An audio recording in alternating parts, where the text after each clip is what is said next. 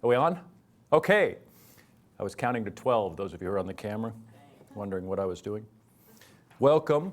We have a small group tonight. Those of you who are here, I'm going to actually tell the camera audience if Jim Mummert's still in the hospital when you're watching this, ask that you keep praying for him. If he's not still in the hospital, then we'll be grateful that he's been healed. So for those of you here, Jim's in. He's got a little intestinal bleeding thing going on. So I'm going to take a minute and pray for he and the Mummert and Allen families.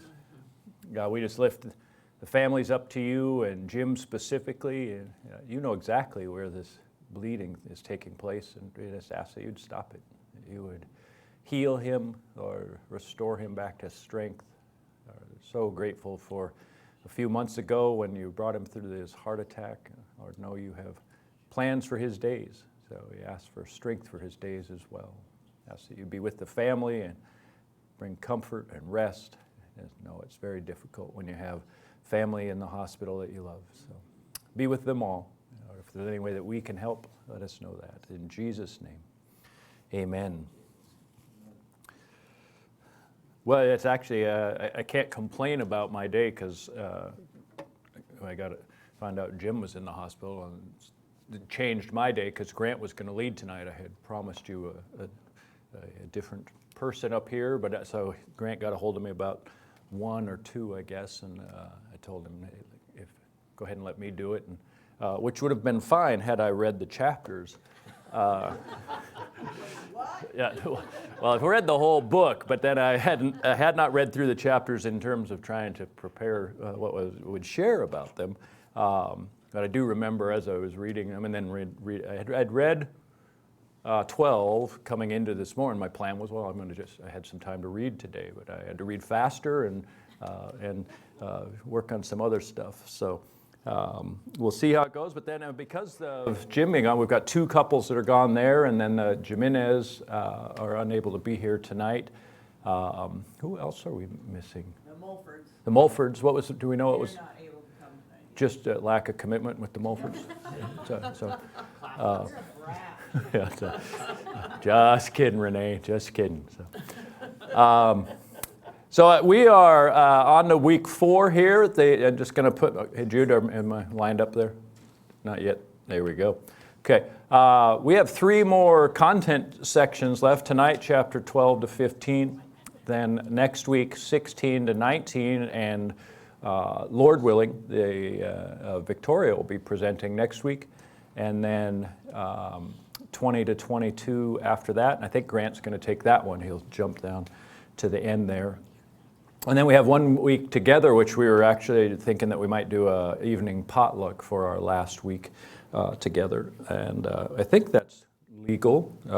And I haven't talked to our resident doctors, but I think it's also okay to do food now.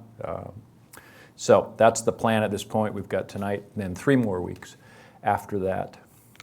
What we've been trying to do is look through these sections, and I do know it's a chunk reading these sections. We're not doing 1 chapter at a time, we're doing 3 or 4, and it's easy to kind of maybe not catch everything, and so it's natural not to get everything. But what we do want to do is paying attention to what are we going to do to grow and change.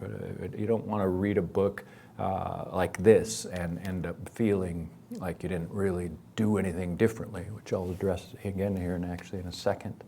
So the 4 chapters that we're doing, the section's called the language of prayer. I had ended the ER, and then it disappeared when I hit save, apparently. So it should say the language of prayer, not the language of pray. Chapter 12, Yearning for Fluency. 13 is prayer grammar, 14 is tongue-tied, and then 15 is the sound of silence. And what I want to do is just take a little window into each one, and then we'll get together. And I think we're just going to do 1 group tonight instead of 2. It'd be fun to mix things up a little bit. In chapter 12, when I was reading it, I've got a few quotes that I felt like really kind of encapsulate what it was teaching me. It starts off, I have never stopped struggling with the act of prayer. When I hear of people who spend an hour a day meditating, I wonder how they do it. This is the author speaking. although it could be me. I strain to spend 15 minutes, and anything longer tends to denigrate into distraction and lapses of concentration. And the number of people I've talked to over the years who have this similar struggle of staying focused, or you read the great prayer giants that are praying 3-4 hours in the morning and that sort of thing. And I don't think that most people's A, calling, and B, certainly not their experience. He continues on, he says, I'm learning, though, to dismantle the barriers separating the act of prayer from the rest of life. And I thought that was an interesting statement, because most of the time when I'm talking with people in regards to prayer, it's talked about in a similar way as like going to the gym or a meal or something, where it's, okay, it's happening in this time window. That when I'm praying, and when I'm not, I'm not. And this line struck me in terms of that concept of praying without ceasing. And if you're familiar with Brother Andrew's book, Practicing the Presence of God, it's living your life. And I've said this for years, and I always feel a little awkward saying it because I'm going to say, living your life as though God's right there with you. And that phrase sounds like you're pretending. At least it does to me. I can. When I'm at home, it's like, I can act as though Judy's there with me, even though when she's at the store. But that's not what I mean when I say living your life as though God's right there with you. He is. Trying to integrate that into my consciousness is a challenge. There's many times when I have to pause and go, oh yeah. You pick this up in people's prayer language, not tongues prayer language, but just in their language they use. We'll be praying and then reference Jesus or God in the third person. You ever heard people do that? It's because the prayer that they're doing is going on in their head, and they reference God as though they're praying not to God, but about God almost. And so this idea of dismantling the barriers that separate prayer from the rest of life, I like that idea. He says, a media-saturated culture conditions us to expect a quick fix to every problem. Now he's talking, the problem that he's identifying is this problem of how do we become more fluent and fluid in prayer. Relationship problems, however, rarely lend themselves to quick and easy solutions. Now, Yancey, in this section of 4 chapters, he brushes against the awkward and uncomfortable a few times. I don't know if you ran into that, but he uses some analogy and some language that's sort of profoundly intimate, I would say. But when he's talking about relationships, why he does that, I think, is because what's supposed to be prayer is this fully intimate conversation. It can't be any closer. When we actually think about that, God knows everything that we think and everything that we do. That I still live into this illusion that God doesn't know most of what goes on in my head. If I say it to him, then he knows, but he doesn't otherwise know, because lots of what goes through my head isn't fit for God, right? He'd be embarrassed if he knew what I was thinking. And so I have to stop and go, no, I'm not informing God that I'm upset with him or that I am angry with Mike or whatever it might be. Mike doesn't even know that, but God does. And so this concept of a relationship problem, my conversation, and Judy and I, we've been married, 34 years now. Are we better communicators now than we were 33 years ago? And that's taken time through experience and failure and new ideas and all sorts of things for it to grow. And I think that that's true here with prayer also, as I read Philip Yancey's book. The secret to keeping company with God will likely not be found, and I like that he says this, in a new set of tapes, another book. And I noticed he didn't put that on the cover of his book, right? Yeah, no. But another book's not going to help. A different preacher, I disagree with part of that, but or a weekend seminar. And why he's saying this is that studying prayer only has a limited amount of use. And the reason for that he's going to get to here in a minute. He says, still I find that prayer involves an effort of will. Sometimes it proves rewarding, sometimes not. At least in ways I can detect at the time. And I like that he says that. I am aware in retrospect that my communication with my wife is better. I'm not aware of it week to week. In the same way that I'm not aware that my fingernails grow or that my hair grows or any number of things. My hair grays, right? I don't look at, oh, it's different. But if I look at a year ago or 5 years ago or 10 years ago, and prayer, in my experience, very similar. I am a better prayer than I used to be, which maybe speak more to what I used to be. But the idea that sometimes, at least in ways that I can detect, I don't notice the difference. And often I'm like, man, I'm getting worse at this. Prayer requires faith that God listens, though I have no hard evidence, and that my prayers matter. Neither belief comes easy to me. And I would say the same. I would say that when I finish praying, obviously, unless I'm actually trying to pray for something that will happen immediately, I don't know that God heard me, other than faith. I don't know that that prayer mattered, other than faith. And I may not see that it did anything, possibly ever. So that creates a challenge for me when I think, oh, I need to set time aside. I'm going to take some time and pray. I'm going to spend my morning praying. When we do the sign-up chart back in the corner, for Jerry, when we're fasting and praying, when I write my name down, I can't say always, but almost always goes through my mind, do I need to do this? Because I believe God's going to take care of Jerry. I believe God he's not waiting for me. Like Jerry's over in Ukraine when he goes. If Dave doesn't sign up on every Tuesday, Jerry's going to have a bad time. And yet, I believe that it matters. It's this weird tension within me, and I think within lots of people. How do we learn to pray? Because the question was asked of Mother Teresa, so she answers, and the answer was as profound as anything, by praying.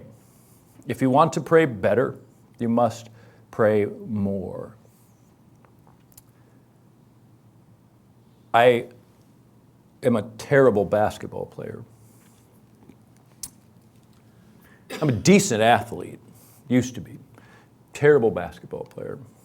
Did I practice? I actually had a basketball hoop outside my house, and I'd play quite a bit. I don't know what it is, genetics, intellectual challenge or something, but I just am not a good basketball player. I could go out and practice and maybe get a little bit better. There are other things that came more naturally to me. For some reason, pickleball was a sport that I was good at the very first time I played. Didn't practice it very much. Prayer for me fits more into the basketball category than the pickleball category. For me, when I talk with Jerry, because Jerry is probably is people that I know the most sort of focused prayer that I know. We aren't talking the same language. We'll talk about, what's his life look like? What's my life look like? And you know who Jerry is. Jerry's like, oh, I say, hey, I've been kind of struggling this week with this. Well, how's your prayer life? Well, the same as it was the week before when I wasn't struggling. And he is the kind of guy that if I were to say to him, prayer seems distant to me, because it does, he doesn't understand what I'm saying. And when he says to me, prayer feels like I'm talking to somebody who's actually there all the time, I don't understand what he's saying, because that's not my experience. When I read this from Mother Teresa, who I have an immense amount of respect for, what I think she's saying is, it takes most people a long time to make progress in prayer, but the only way to do it isn't read another book, go to another sermon, go to another weekend retreat. It's to pray more. And we'll touch on that here again in a second. This part I liked a lot. I must find my own way to pray, not someone else's. As life changes, my prayer practice will no doubt change with it. All of us have prayed together in groups. When my dad was still alive, Jerry and Sue would stop by and see him once in a while, and my dad would always tell me, that Sue, she's a great prayer. And so I would ask him, what do you mean by that? Just the words that she uses, and it feels like she's having a direct dialogue with God, that she really knows him and really loves him. And it would really affect my dad in terms of how she prayed. So then I'd listen to her, because I'd be indifferent. It's like, boy, I need to learn how to pray like that. I go to hospitals and I pray for people, and I need to learn how to do that. And realize very quickly, that would be me trying to be Sue praying. That would be me trying to be Betty praying, right? In the same way that if I asked you, hey, why don't you give a sermon, or why don't you do this, teach on Thursday night? Oh, well, how did Dave do it? I'm going to try and do it exactly like that. You've got to learn how you do it, because I interact with you differently than anyone else does, and you interact differently with me. It makes sense that we would interact differently with God. So here's my question that I come with out of chapter 12 and 1 through 11. We're halfway through the book at chapter 12. What am I doing differently? And I'm going to ask you not to raise your hand, but I'm going to ask you to pause for a second, you guys on the camera too. What are you doing differently now, 11 and a half chapters in, than you were doing 3 weeks ago? And again, I'm just going to give you a second. Have you made any change? Is there something that you thought, I'm going to incorporate that thinking, that practice, that way of doing things?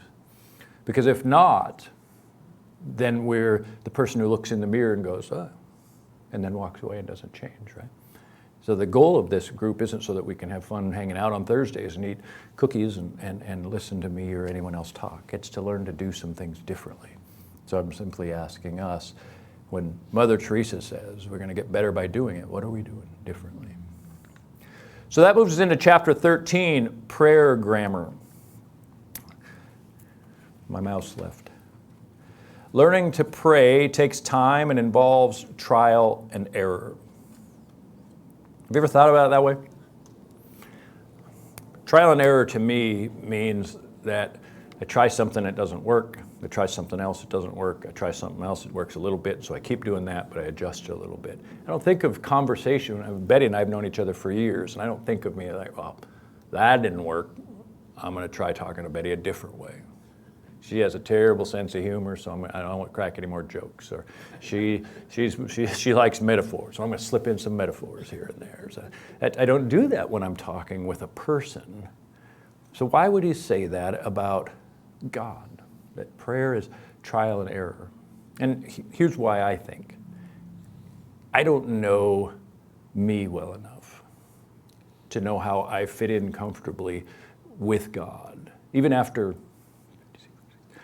39 years. That's 39 years of praying.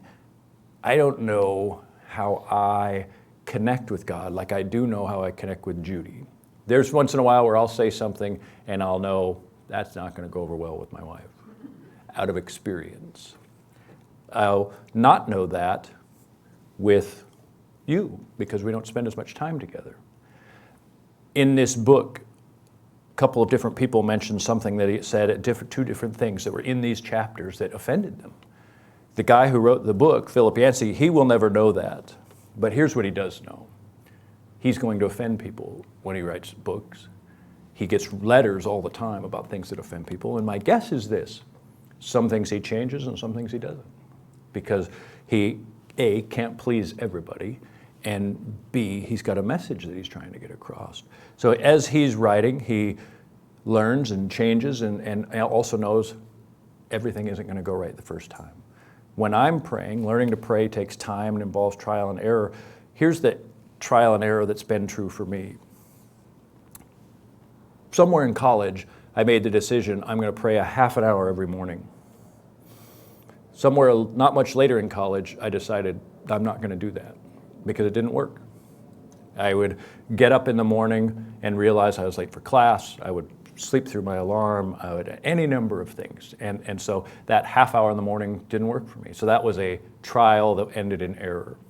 So after that, I decided what I'm going to do is I'm going to have lunch I was going to the University of Washington at the time, and I had lunch in the Hub, I think it was called, and I would pray while I ate. That didn't work well either.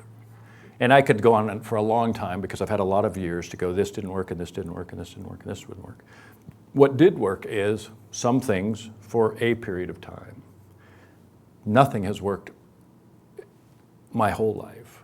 Some things have worked for parts of my life. And I like that he says in here that it's going to change, that a prayer life for a mother of 3 teenagers is going to be different than a mother for a retired person or a mother of a person who's an executive at Microsoft or whatever it might be. Prayer schedules are going to look different, and there's not a fixed set. So he mentions these sets.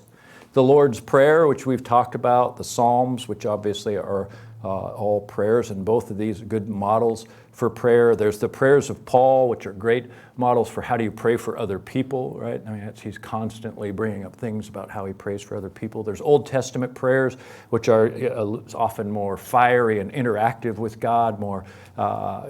Many prayers in the Old Testament are more confrontational or more sort of engaging in some sense. Then there's Jesus prayers, which are, you would think, well, those are the perfect model, right? But Jesus never actually prayed the Lord's Prayer. He actually just taught the Lord's Prayer. The prayers that we see Jesus do didn't take after the Lord's Prayer in any way. Well, in almost any way. They don't model after the Psalms. They don't model after Paul. They don't model after the Old Testament. And so here's what I'm going to put up, and we'll have a conversation about this, but this is what struck me.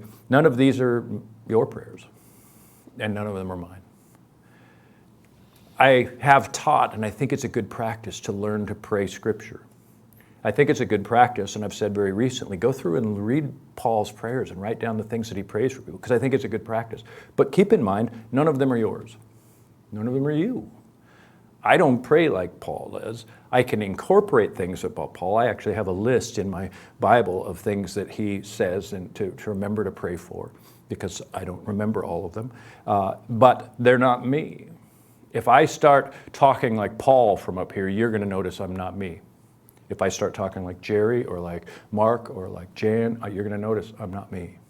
So one thing I left a little tension from in this chapter, in this section, was I wish that he had, when he listed all these, is talked about how do I integrate other people's ideas without giving up me. Because the worst thing I think that can happen is if we just try to emulate other people's prayers and other people's stuff. In the same way, if I was a stand-up comedian and I told everyone's jokes, but none of them were mine. I've got to figure out who I am and how I talk with God. There are some limits to that, which we could talk about some other time. I've talked before about young people who get kind of flippant with God. There's some things that are out of bounds. But how do I be me? How do I share my own self with God? I think that's part of what we need to learn. Section number 3, chapter 14 was tongue-tied. And it says, it happens so often, I'm tempted to think it's diabolical. I point this out not because it's a deep teaching, but I think that it's very interesting. I sit down to pray and the phone rings. I don't know if that happens to you. I sat down to work on this, got the book out. You want to know what happened? My phone rang. Answered the phone, did the conversation, hung up. My dog's been trained to ring a doorbell on downstairs, so when she needs to go outside. I kid you not, I set my phone down, I get the book back out, I get seated back on the couch, ding, the doorbell rings, my dog wants out. So I go down and I let my dog outside and I stand and wait for my dog to finish. My dog doesn't, almost always she'll come in when I call her because I give her a little treat. So I call her and I hold the little treat and she looks at me and she goes to the back corner and she sits down. Today's entire day was somewhat like that, and I do believe, if you've never read the Screw Tape Letters, you should read the Screw Tape Letters. I think the enemy, at whatever else he's capable of doing, he's capable of distraction at a master level. And so I really liked that he had this in here, that if I make a commitment, I'm going to pray for 15 minutes in the morning. I'm going to do that. I promise you something's going to happen. Something is going to happen to disrupt that, because it's so important that we don't let it disrupt that. So he had 3 things, and I liked them. Go to a technology-free place. That's hard to do. If you have a pacemaker, don't go too far. But in terms of set your phone off, set it off to the side, right? Don't be in a place where your phone can bother you. Don't be in a place where the TV's on or the radio. If you've got music playing, fine. But go to a technology-free place, because that's the devil's first tool to sidetrack us. This one I had never thought of, and I really liked it. He had a piece of note paper to write. So this happens to me all the time. I'm sitting down. I'm going to pray in a through my day type prayer, and oh yeah, I got to change the oil in the car. So then I'm trying to remember, I got to change the oil in the car. Whatever it might be, something else comes in my mind, and I really like this idea. I can just write it down and leave it there. And if 7 things pop into my mind in that 15 minutes or 30 minutes, whatever it is, I can just write them down and be done with that piece of distraction. But I like the third part even better. incorporate my distractions into my prayers. He has a comment, it was too long to write down in here, but I really liked that his comment was that our real prayers are those things. It's not my prayer list. My real prayers, if it's going through my head, if it's not just the enemy throwing in, hey, a pink elephant, that's my prayers. Lord, help me with this. If it goes through my head that I need to call Andrew when I get done with my prayer time, I can pray about it. I can pray about my conversation with him. That's my son, if you don't know. But who knows what goes through my head, and I write it on my list.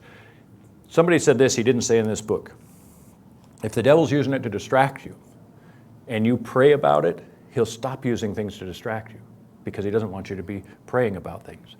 And I have tested that out as best as I can, and it does prove to be true that I am easily distracted. I don't know if I have attention deficit. It's never really mattered because I got through school. But I can be distracted by 15 things. And that makes it easy for the enemy to do things that just get my brain going this way and that way. Distracted by this, I pray for him. If the enemy's got any smarts at all, he's going to stop throwing stuff in your head. So these three things I really liked. Go technologically place, have a note sheet to write a few things down, and then incorporate those into our prayers. Prayer is a way of relating to God, not a skill set. It's the last piece that I'm going to put down. I think of prayer as something you get better at. And the book talks about it that way. And it is something you get better at. But it's not because it's a skill. It's something you get better at because you become more fluid and more comfortable and more less uptight about it. You don't have to acquire a set of skills in the same way to do woodworking or to do computer programming. It is a comfort level that you achieve, not a skill set that you achieve. With one exception, I would say. Group prayer, I think, is different than personal prayer. When we're gathered, we're gathered together on the Sunday morning or praying together here. Group prayer is a skill set to a degree, that we have to manage how self-conscious we are and how much we're trying to say things that will impress other people or sound right to other people or not sound wrong to other people. Prayer with God shouldn't be that way. I shouldn't be trying to figure out the right words, and I shouldn't be trying to figure out the right terminology, because the reality is everything I'm praying is getting interpreted to God anyhow, right? It's the Holy Spirit that's going to pray and use my words and bring them before the Lord. Jesus is the one who's interceding with us, right? So the words we actually use, and he says it somewhere in this book, but I don't remember where, the words really are not the important thing. If we can get past that and just be ourselves, I believe that will make prayer something that's more meaningful in terms of not what the outcome is, but what the comfort and passion it is that you have with God. So there's one little piece on the sound of silence that I want to leave off because that fourth chapter is about, I'm surprised actually that he put it in this section, the sound of silence, and that sort of aching desert of God's not in touch with me. I would like to talk about it sometime, but I don't want to talk about it right now. My personal belief is most of our struggles with God is not a desert experience. It's all of the other struggles that he's mentioned prior to that chapter that probably is most of our sort of engagement. So that sound of silence chapter, for me, I'm going to leave off for now. So here's what we're going to do. We're going to shut the cameras off. Thanks. Hope you guys have a great couple of small groups on your Monday night, and the rest of us are going to meet on that side.